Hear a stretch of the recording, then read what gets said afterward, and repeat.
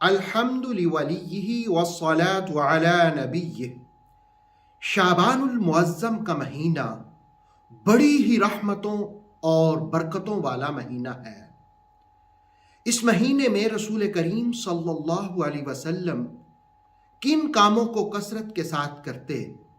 یوں تو شعبان کی بڑی فضیلتیں ہیں، لیکن آج ہم 3 باتوں کا ذکر کریں گے۔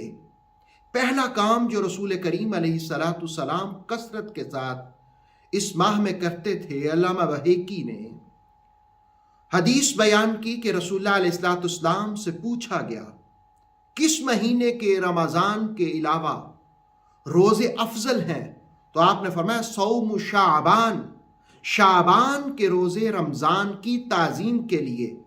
اور سنن نسائی کی حدیث ہے، اسامہ ابن زید رضی اللہ تعالی عنہ فرماتے ہیں میں نے رسول کریم علیہ السلام سے عرض کیا یا رسول اللہ اس مہینے میں آپ کثرت کے ساتھ روزے رکھتے ہیں، یعنی شعبان میں، اس کثرت کے ساتھ میں نے کسی اور مہینے میں نہیں دیکھے۔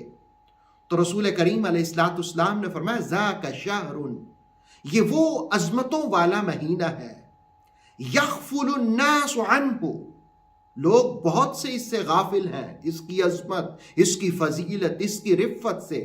بین رجب و رمضان وہو شہر یرفع فیہ الاعمال الی رب العالمین، رجب اور رمضان المبارک کے درمیان یہ وہ مہینہ ہے، یعنی شعبان کا، جس میں اعمال رب العالمین کی بارگاہ میں پیش کیے جاتے ہیں۔ اور ترغیب و ترہیب میں ابو ہریرہ کی جو روایت ہے رضی اللہ تعالیٰ عنہ، اس میں یہ الفاظ ہیں کہ پورے سال میں جنہوں نے فوت ہونا ہوتا ہے، اللہ رب العالمین ان کے نام اس مہینے میں لکھتا ہے۔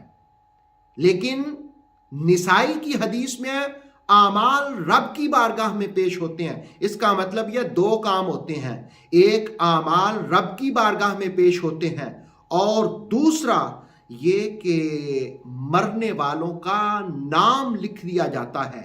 رسول کریم علیہ السلام نے فرمایا کہ فَأَنَا أُحِبُّ أَن يُرْفَعَ عَمَلِي وَأَنَا صَائِمٌ، میں اس بات کو پسند کرتا ہوں کہ میرے اعمال رب کی بارگاہ میں پیش ہوں تو میں روزے سے ہوں۔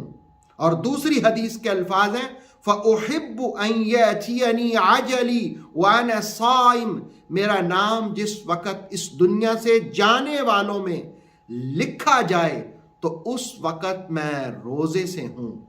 گویا رسول کریم علیہ السلام کو اس مہینے میں روزے بہت پسند تھے۔ بخاری مسلم کی حدیث، حضرت عائشہ فرماتی ہیں کہ رسول اللہ علیہ السلام شعبان میں جتنے روزے رکھتے کسی اور مہینے میں نفلی روزے نہ رکھتے، بلکہ پورا مہینے سے مراد ہے اکثر، اس لیے کہ مسلم کی روایت میں ہے کہ کچھ دن چھوڑتے بھی تھے۔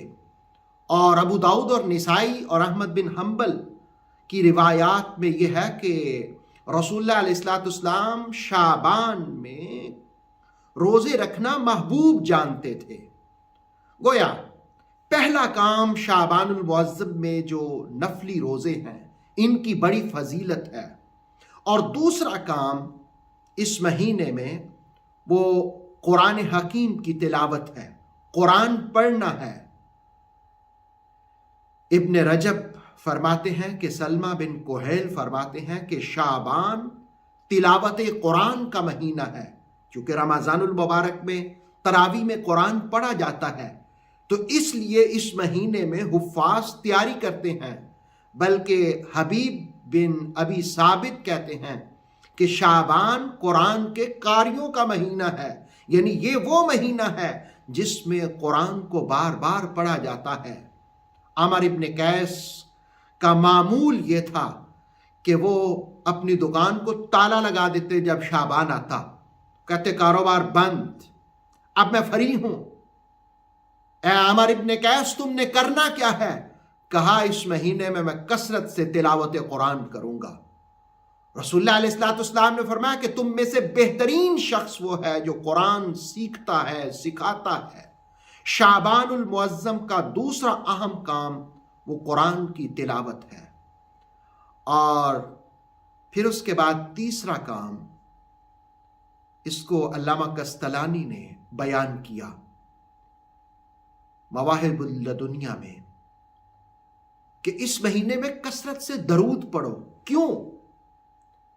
وہ فرماتے ہیں کہ ان شہر شعبان شہر الصلاۃ علی رسول اللہ صلی اللہ علیہ وسلم لأن آیت الصلاۃ یعنی ان اللہ وملائکتہ یصلون علی النبی نزلت فی۔ وہ کہتے ہیں حضور پر اس مہینے میں کثرت سے درود پڑھو، اس لیے کہ یہ جو درود و سلام والی آیت ہے ان اللہ وملائکتہ یصلون علی النبی، کہ اللہ بھی اور اس کے فرشتے بھی نبی پر درود پڑھتے ہیں، یہ بھی شعبان میں نازل ہوئی ہے۔ جب شعبان میں نازل ہوئی ہے تو اس میں رسول کریم علیہ السلام پر کثرت سے درود پڑھنا چاہیے، اس لیے کہ شعبان کو حضور نے اپنا مہینہ بھی قرار دیا۔ کنز الامال کی حدیث ہے، رسول کریم علیہ السلام نے فرمایا کہ شہر رمضان شہر اللہ، رمضان اللہ کا مہینہ ہے، وشہر شعبان شہری، اور شعبان میں محمد صلی اللہ علیہ وسلم کا مہینہ ہے۔